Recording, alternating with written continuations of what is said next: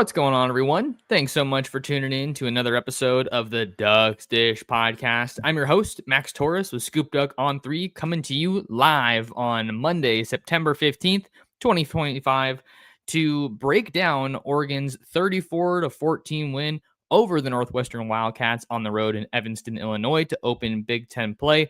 The Ducks moved to 3-0 on the year and are now 10-0 in Big Ten regular season games since joining the conference last year. I am joined by ScoopDuck owner and publisher Justin Hopkins. J-Hop, good to see you. Yep, good to be back. Happy Monday to everybody. Thanks for tuning in as you're rolling in here. And Ducks win. I know people aren't thrilled. It wasn't quite as dominant as the first two games, but you go on the road, you play early, heavy favorite, all those things. Take the win. Always take the win and move on. So I wrote about this on Sunday a lot for Oregon to learn from that game and get better at, which if you can win the game and find some things that you need to work on, that's the ultimate formula. So happy to see them move forward and happy to be talking about the game with you.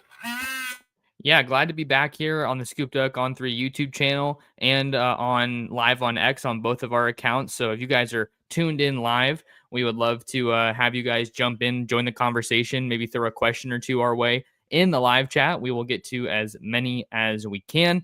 But Justin, I feel like that's kind of the overall feeling that I'm getting, at least, whether it's on social media or on the ScoopDuck on 3 message boards from our subs, is just this kind of general feeling of being underwhelmed with Oregon's win over Northwestern. And I think there's definitely some water with that. There's some reason that people are feeling that way. Oregon blanked Northwestern 34-0 for the first 3 quarters, and then kind of gave up some points in garbage time. And there were times where they weren't as dominant as they could have been. Maybe you leave a little bit left to be desired out there on the field. But like you said, I think all things considered, first road game of the year, 9 a.m. kick, body time, and the weather conditions weren't great. So there's stuff you can kind of nitpick or stuff that you can be critical of. But at the end of the day, the Ducks are still 3-0. And you experienced a little bit of adversity, which I think is going to only help this team as we get to conference play.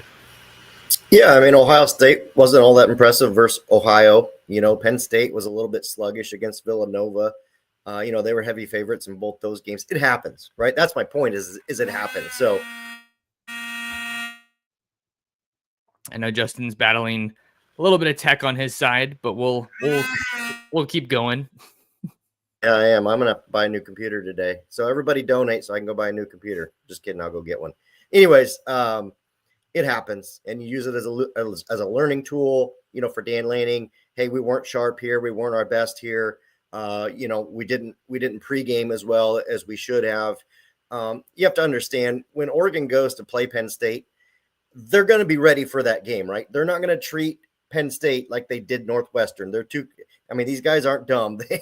They realize that they're 30 points favorites or whatever the case might be. So, don't let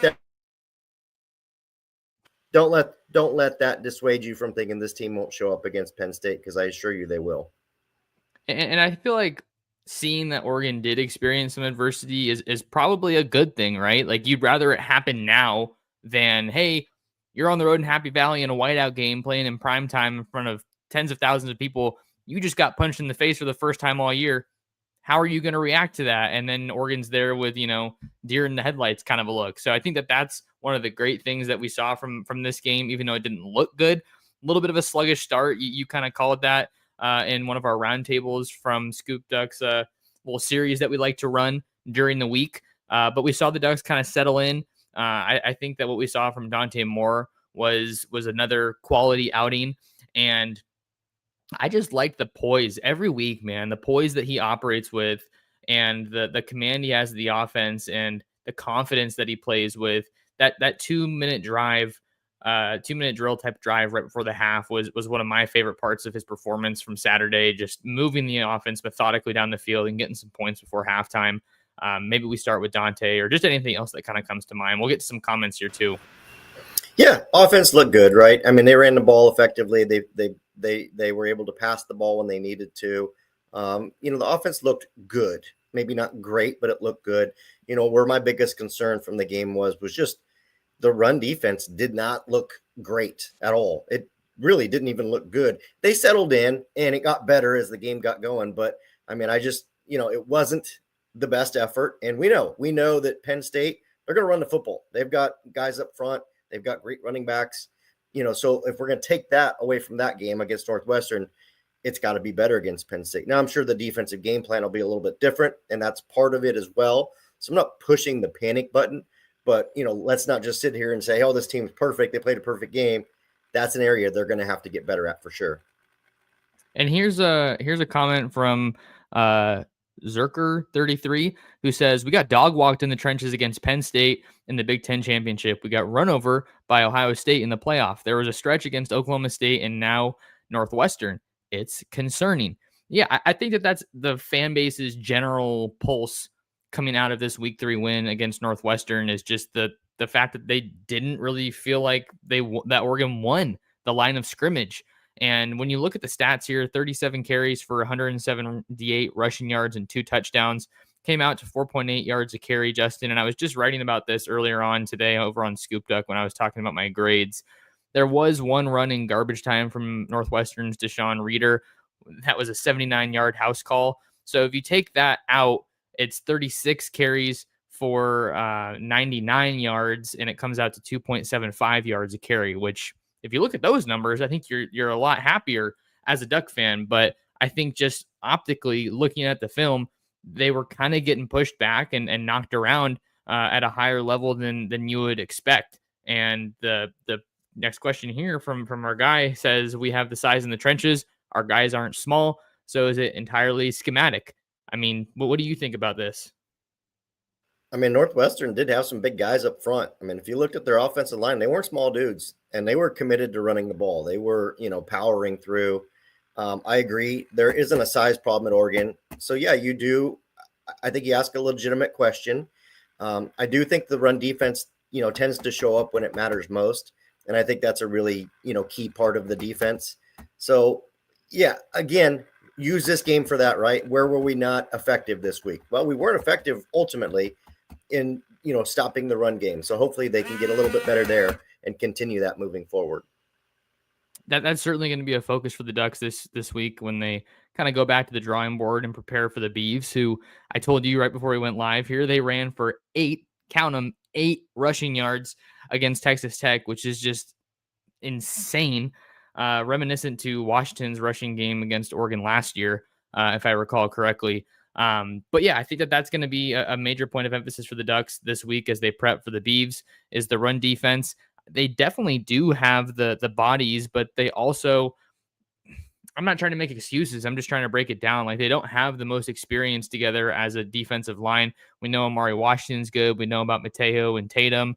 I think Bear Alexander has really settled in these past couple of weeks along the interior of that defensive line. So there's some reason for optimism, but I definitely think that you watch this team and you expect them to assert themselves a bit more than we've seen, especially in that game against Northwestern. We have another question here that we can hop into, Justin, that is kind of similar, from our guy Andrew, friend of the program, tunes into like every live show. So thanks, Andrew. Andrew says, so do we still have to pretend like that was a, quote, great game? I hope when we play the Beavs, they show some pride on the defensive line. What do you think about this one, Justin? Sorry, my bunny has escaped. My actual rabbit has escaped, and he just walked into the room. So give me 1 second, because I'm going to trap him in the room. Otherwise, he's going to run all around the house, and I will be happy to answer that question. Sorry. All right, no worries. While Justin takes care of that, I will kind of just give some of my thoughts here. I think you definitely have some pride on the line for this game against the Beavs, Justin. Rivalry game, obviously. One of the longest, if not the longest, I believe, rivalry in college football, when the Beavs come to town to face the Ducks in Eugene. I think that Oregon's definitely going to want to do everything they can to show them why they're little brother. And I think that should be the overwhelming expectation, because the gap between these two teams from a talent perspective and production perspective just continues to widen each year. Yeah, it wasn't a great game. I don't think you or I are saying that it was. It's a win. Just take the win and be happy with that. I'm not saying you got to love it, but take the win. Take, what you can learn from it. Road game, early morning, heavy favorites. Not to mention you played in a stadium that's smaller than some Texas high school football stadiums. Just a weird deal, right? Just a really weird deal all the way around. So, to be up by 30 points at one point, 31, 34, whatever, they were fine. They were fine. Areas to fix. I don't think it'll be an issue against Oregon State. It's still a rivalry game.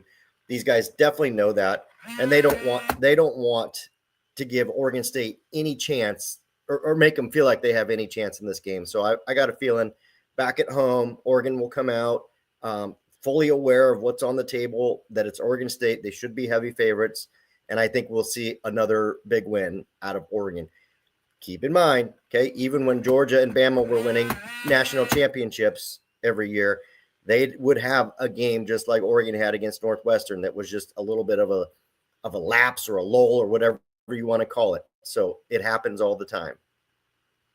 It happens, and I think Oregon's going to grow from it. That's the thing that you have to keep an eye out for. If you see them play again like they did last week against Oregon State, I think there's definitely some cause for concern.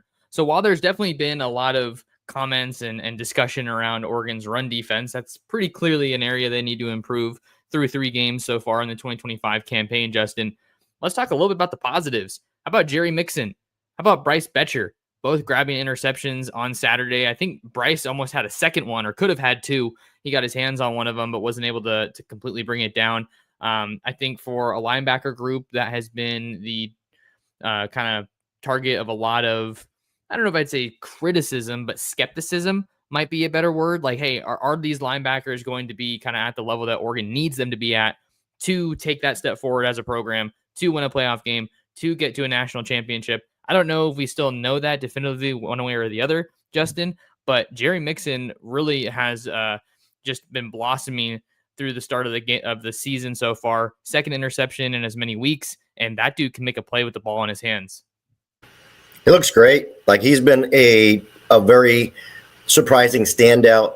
He was somebody that you and I wrote about prior to the season starting, that, hey, Jerry Mixon's going to be out there, with, basically pushing Devin Jackson. Those two are obviously battling for that spot next to Bryce Betcher.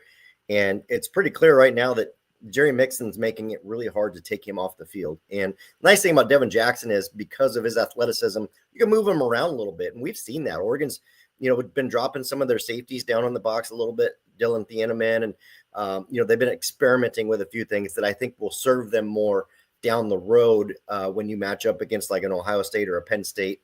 Obviously, they don't play Ohio State in the regular schedule, but you get my point. And so, I'm with you. I think linebacker was probably one of the bottom 2 position groups to start the year. And I don't know that it is anymore. I think that's a group that you feel pretty good about. It's not elite by any means, but it's not a detriment to the team as well. So, love seeing that, and love seeing what we're seeing out of the secondary too.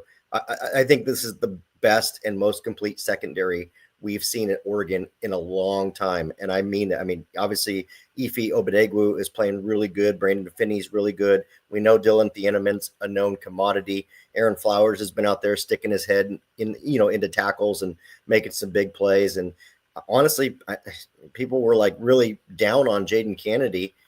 He hasn't messed up. He's been really good. So, it's a really good group. And the defense is sound. If they can, fix maybe some things, at least in the run game or stopping the run game, it's a good defense. I do feel like this defense is certainly showing that it has the potential to be another great group. Just one of the stats that I think really popped out to me that tells a bit more of the tale in this one, Justin. Oregon's defense held Northwestern to just 52 yards in the first half. So obviously, I think that Lanning was talking after the game about how they have to kind of play to their standard, and there can't be a big drop off when some of the starters get pulled. And we saw some of those garbage time yards, some of those garbage time touchdowns from Northwestern. So that's just, I think, something that's going to happen early in the season. But to your point, this secondary really does feel like it's delivering so far. Maybe you'd like to see a couple more interceptions possibly, but I think some of that could very well just be that these guys are playing great coverage. They're where they're supposed to be. There's not a ton of lapses, so they're not getting a lot of looks at times. I think the only critique you really have of last week's performance was maybe that 40-yard touchdown, or not touchdown, that 40-yard pass that Northwestern had with Naeem Offord in coverage. I think it was man, and it seemed like it was a blown assignment. But for that to happen and you still hold them to the scoring output that they did, then you still take that. You definitely take that. And I love what you're pointing about Kennedy. I feel like the expectations were pretty low for him coming into the year from the Duck fan base, at least. I think a lot of people viewed him as a depth piece, but having him come in and you get to rotate in Dalen Austin and some other guys as well, I think that's kind of been an early luxury for the Ducks so far. Yeah, just the depth that they have in the secondary. Like you said, you can rotate some of the twos out there, and there's really not much drop off. Now, if you do a wholesale change and all the ones come off and it's all twos, then yeah, I mean, there's going to be a little bit of drop off. That's why they're the twos. But when you mix and sprinkle those guys, in and out there, it still performs at a really high level. And so really happy about that. I think that the defense can get better. I think with Oregon's, and I guess maybe my point is, with Oregon's secondary playing at the level that they are, which is pretty good, I think that's going to allow them to maybe do a little bit more up front and be able to, stop or limit the rushing attack in some of these bigger games.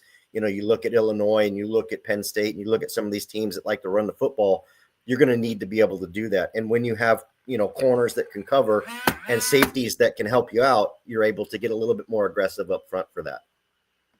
We will have more on Oregon's 34-13 win over 34-14 win over Northwestern in week 3 after this. Duck fans, are you going to an Oregon game this season? If you are, the Oakway Lifestyle Center at the corner of Oakway and Coburg is the destination for Duck fans. Whatever you're looking for, they've got it all. Get a bite to eat at Sunriver Brewing or PF Chang's. Check out shops like Lululemon or Nordstrom Rack. Need a place to stay? Book your lodging at the Hyatt Place at Oakway Center and visit their rooftop bar. The Oakway Lifestyle Center is walking distance from Autzen Stadium, has something for everybody, and is a great post-game place to celebrate another Duck victory. Max Torres and Justin Hopkins of ScoopDuck on 3 back with you here on the Ducks Dish podcast, Monday, September 15th, 2025. Week 4 of the college football season is upon us, and the Ducks will welcome the Oregon State Beavers to Autzen Stadium in Eugene for a rivalry matchup on Saturday afternoon. To make sure you're ready for that game, not only should you continue to listen to the Ducks Dish podcast, but if you like what Justin and I have to say, come over and see us at ScoopDuck.com. You can still take advantage, get things started with a subscription over there for just $1, and new subscribers will get access to The Athletic, complimentary access for a year. So great time to join us at ScoopDuck and at On 3 Rivals. Tremendous value with Steve Wiltfong, Chad Simmons, Pete Nakos, and the like. Just really a lot of special things going on with Shannon Terry and the rest of the folks there running the show. But Justin, anything else you kind of wanted to get into here as we hop back into dissecting this win over Northwestern? Maybe a little bit more on the offense? Yeah, love to talk some offense. Coincidentally, as you and I are recording this live, Jerry Mixon was just named the Big Ten Defensive Player of the Week. So we are just talking about him. Good for him. Had a great performance. He's been a real bright spot this year on defense. But yeah, Big Ten Defensive Player of the Week for Jerry Mixon, just announced from the Big Ten, which is cool. Anyways, wanted to throw that in there. Now, as we switch to offense, how about this? This is going to pain me to say it because of the long-term effects. How freaking good is Dante Moore, man? I mean, some of the throws he's making, the decisions he's making, the way he runs the offense. We know he can run the ball more if he needed to. I don't want to see him necessarily run the ball more unless it's a big game. But yeah, there it is, Jerry Mixon. I just think, Dante Moore, we look at a guy that the expectations were mixed in terms of, okay, what are we going to get from Dante Moore this year? Is it going to be an improvement? And he is just delivered in spades. And I realize the level of competition, but that doesn't take away from his execution. His execution of the offense has been really elite, and he's not forcing bad balls, not turning the ball over. And why it pains me to say that is because I think we all kind of thought, man, maybe there's a chance we get 2 years of Dante Moore. And I'm just seeing those chances get lower and lower every time he comes out each week, because let's be real, this guy's playing really good football. And there's a lot of scouts taking a look at him now. And, if you end up being a first round guy, you aren't coming back. I know Oregon could offer him some NIL money to come back, but they're not going to match first round, type money, type of contracts. So I'm not saying that anything's a done deal, but let's enjoy what we're getting out of Dante Moore this year, because 2 years is no guarantee right now. And that's a great point to make, Justin, because similar in the same vein of, hey, we got to enjoy Dante Moore while he's here. We got to enjoy college football while it's here. I mean, we're already 3 games into the season. We'll be four games in after this weekend. It just feels like things go by so quickly. And I don't know if you ever feel like this, but like just with all the work that we're doing and kind of staying on top of stuff, it's kind of like the season can go by in a flash. So I think Oregon's definitely been spoiled with their quarterback play with Bo Nix and Dylan Gabriel. Looks like that's going to continue to be the case with Dante Moore, who's playing phenomenal football. I know Mark Ingram was loving him up on the post game and saying, "Hey, Dante, can we get a little Heisman? Can we get just can you hit the pose a little bit?" And he's like, "Nah, I'm too humble, man." And he stuck around to sign autographs for some of the kids from the Duck fans that waited around for him. So that just speaks to the kind of guy that Dante is, and he's turning into a hell of a player right in front of our eyes. And I think we continue to see with that poise, with that command, and that confidence in the offense, that he continues to benefit from that year of sitting behind Dylan Gabriel. On a similar note with quarterbacks, and we can jump to some of these comments again. We didn't see Austin Novosad again, or Noah Whittington, which I thought was a little interesting. They were both listed as questionable on the availability report released by the Big Ten on Saturday morning. This comment from our guy Barry says, "I love De'Aaron Hill." We saw a good amount of De'Aaron Hill, who had Oregon's most explosive run. I think it was since 2022 or since 2023. He ripped off a big 66-yard touchdown run, 5 carries for 94 yards and a touchdown. He just looks like he's playing with some serious juice. And then we also got to see Luke Moga come in at quarterback in Austin Novosad's absence. Yeah, I think, I think you're in a spot if you're Oregon heading into this game and Dan Lanning. If you needed Austin Novosad and it was Penn State, he'd be available. If you needed Noah Whittington and it was Penn State, he'd be available. So that's what some of these games, the luxury that they afford you, right? Maybe these guys are a little bit nicked up and could go, but you also kind of get another week of, hey, let's just maybe take it easy. We got really good running backs. We should be good, without you this week. Get that extra rest because this is a long season. So love your point about De'Aaron Hill. He's one of my favorite players. I was hyping him up. I think after the first week, on Twitter, I'm like, hey, this is a De'Aaron Hill fan account. Just the way he runs the ball. He's so fast, and he hits that hole and gets north and south in a hurry. I know he's not an inline runner, but he does a really good job of, stretching it out wide, but not continuing to take it wide. He finds that crease once he's out wide and gets north-south from there in a hurry. And just, God, he's got an extra gear, and he's so hard to tackle. Like, he's been awesome to watch. And I think Oregon could have played Luke Moga more. I also think they're being conservative with him and his time, because I think I think you're going to see Moga out there this year, and they really want him in some of those situational things that he's able to bring to the table as a runner from the backfield. And then you're not risking injuring Dante Moore in the process when you do that. So it's a win-win for Oregon. It's definitely a win-win, and we're kind of getting to see how the Ducks are managing these quarterbacks with each week that goes by here. I think it definitely makes sense that you want to try to keep what you can off of film headed into that Penn State game. That's much like what we saw from Oregon last year. Like, they weren't really pushing the ball too deep. They weren't really running Dylan Gabriel a whole lot through the earlier part of the season. And then Ohio State comes, and it's like, all right, man, let's get Will Stein deep in his bag of tricks, calling the offense. And he's doing just a phenomenal job running this offense, calling these plays for the Ducks. I think it's just some more offensive points, Justin. And then I think I wanted to talk a bit about a bigger picture development in college football before we get out of here. Kenyon Sadiq found the end zone again. Pretty quiet day at the office for the Oregon tight ends. Him and Jamari Johnson only caught a combined 4 passes on the day. A quiet but solid outing from Oregon's wide receivers. Malik Benson was tied for the lead in receptions with 4 with Decorian Moore. But the stat that I thought was kind of interesting was only 30 yards after the catch for the wide receivers in this game. So I think that Oregon was definitely being conservative from an offensive standpoint. Obviously, you saw Dante Moore throw that one interception, which honestly might have been more wind related than decision or anything on Dante's part. But I continue to be really excited about this Oregon offense. Cooper Perry was getting a lot of looks out there as well, as is Jeremiah McClellan. So it's a position that I think a lot of fans were rightly questioning heading into the year, but they have done everything that I think you want to see from them. I kind of expected to see more of Gary Bryant over the weekend, but overall, a solid day at the offense for pretty much at the office for pretty much all of the offense. Yeah, I continue to be impressed with this wide receiver group, and it was probably the next group that I was most concerned about heading into the season. We talked about linebacker earlier and the concern there. I think wide receiver we knew had some skill in there, but we weren't really sure how it would shake out. To me, it's pretty clear that Malik Benson is becoming a guy you have to pay a lot of attention to.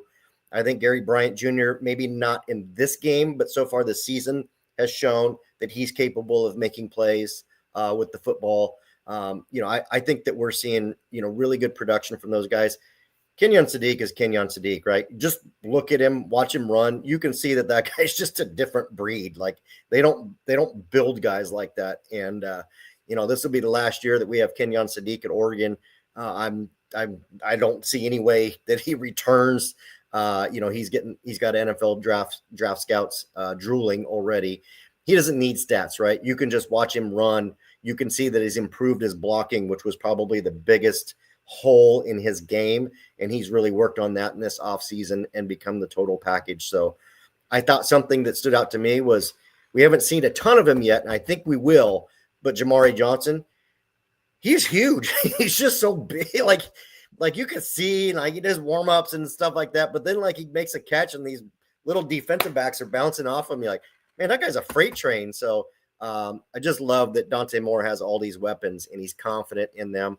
And I don't recall, but I remember, I think before this game was played, that there was 10 different Oregon players with a touchdown on the offense. And I think we're up to 11 now. Might be more, but really good variety there. Yeah, Dante is really doing a great job of distributing that ball. And that's what I had kind of said before the season. It's like Dante doesn't need to be a superhero. Maybe he'll need to be a superhero in like a big game later on this season, but he's got so much talent around him, and he's got a pretty good offensive line that I think is still finding their footing in front of him, and it's going to get better as the season goes on. All you have to do is just take care of the football and get the ball to the guys who can make plays. And we know he's capable of a whole lot more, but I think that's kind of a baseline of what Will Stein needs his quarterback to do to keep this offense churning. Final topic of the show, Justin. I know it's been a big discussion on our boards. UCLA fires Deshaun Foster, their head coach, after a 35-10 loss to New Mexico on Friday night in Pasadena at the Rose Bowl. This is the second firing that we've seen this week, as Virginia Tech also fired their head coach. I'm trying to think of his name. Is it Fry? I think it's Fry. Brent Pry was fired on Sunday as well. So I think this is something that we just wanted to hit on here because both of Oregon's coordinators, Will Stein and Tosh Lupoi, have both been tied to this job opening. I think that for Tosh, I think it makes a lot of sense. He's a California guy, tons of West Coast ties, would be a splashy hire for them, recruits his tail off. We know that. And then Will Stein is probably one of the best offensive coordinators in the country right now. A really red hot name as a coach. But I think I'm not really too concerned about either of them leaving right now because Tosh has been around as a coordinator for a long, long time. And Will Stein, I think, could probably get a bit more of an attractive job. That's just my 2 cents.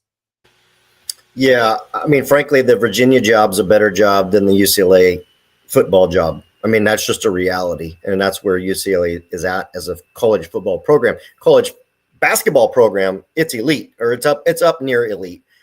As far as football is concerned, it's not. And, until the university decides to invest in the football program, and by invest, that means, hey, we've got to, put money into this program and hire the right coaches and build out our staff. And I'm just not confident they're going to do that. And now, in my opinion, like I don't understand this phenomenon of firing your coaches in September. Like, look, you want to make a point. You think Deshaun Foster's doing a bad job. I get it, right? Go ahead and start looking for your next head coach. Everybody does it, right? Go contact, some of the firms and let them start looking around. Firing Deshaun Foster and Fry right now does the programs no good. You're going to have players that are going to basically now redshirt. Any of the good players are basically going to say, "Hey, I'm going to redshirt the rest of the year. I'm done." You're going to have no juice in recruiting. Any of the guys you want to go hire, like you want to hire Will Stein, guys like Will Stein are on good teams that are, probably 3-0 or 2-1 worst case. So the guys you want to hire are more than likely unavailable until December. So like, I don't know. I don't get it. It seems short-sighted. But I mean, I also get it. I mean, Deshaun Foster was a terrible hire. We all knew that when they hired him. And my concern meter on Tosh Lupoy or Will Stein for either of these jobs is at like 0.10. So I just don't see it. I don't see it for either one of them. Will Stein's going to get a head coaching job somewhere, but it's going to be a really good one, and it's not going to be right now. Yeah, I'm right there with you. I think that you're not too concerned about either of them leaving at this point, but it's also just such strange timing because we're so used to the coaching carousel starting in late November, early December, once the regular season winds down. But hey, three games was all it took for both of those programs to ultimately pull the plug on both of their coaches. And as it goes in college football, it's just a lot of crazy times all the time. So I think that'll do it for us, Justin, here on this episode. The number that we're getting here on the live stream is 711 folks. So really glad to see people are perceiving this well. And like I said, if you guys like what we're saying, drop a like on the stream, drop a like on the video, and subscribe to the ScoopDuck on 3 YouTube channel and follow the Duck Dish podcast wherever you get your pods. Find more of Justin at jhopkinssd. Find more of me anywhere at mtorres sports. And come and see us at scoopduck.com. Join thousands of other Duck fans in one of the best communities around Oregon football, and share the show with your friends, family, and another Duck fan. And we'll catch you guys in the next episode of the Duck Dish podcast.